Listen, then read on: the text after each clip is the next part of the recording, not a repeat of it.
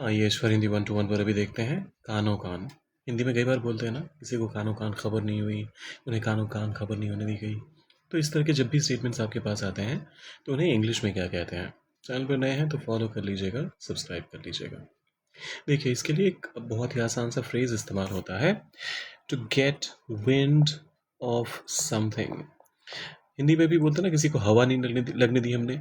सो काफ़ी हद तक ये वैसा ही है, get wind of something. Example के लिए पहला स्टेटमेंट कहता है, यह बात किसी को कानो कान नहीं हुई।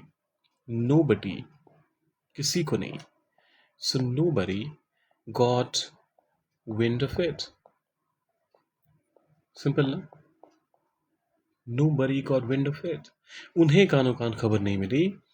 दे डिडंट, और यहां पर हमने डिडंट कह दिया तो गॉट तो कह नहीं सकते, तो हम कहेंगे get wind of it. They didn't get wind of it. यह योजना कानो कान बाहर नहीं गई। नोबडी, फिर से हम यहाँ पर नोबडी का इस्तेमाल कर रहे हैं, हालांकि ये कहा नहीं जा रहा है कि किसी को पता नहीं चला, लेकिन फिर भी जब कानो कान बाहर नहीं गई, मतलब कहने का मतलब तो यही हुआ ना कि जितने लोगों को पता चलना चाहिए उसके अलावा किसी और के पास ये बात नहीं पहुंची।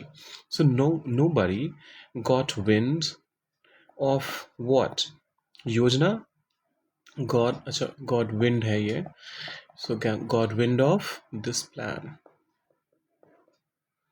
Nobody got wind of this plan, बात कानो कान फैल गई। अब इसके लिए फिर मैं नोबडी के बदले इस्तेमाल करूंगा पीपल।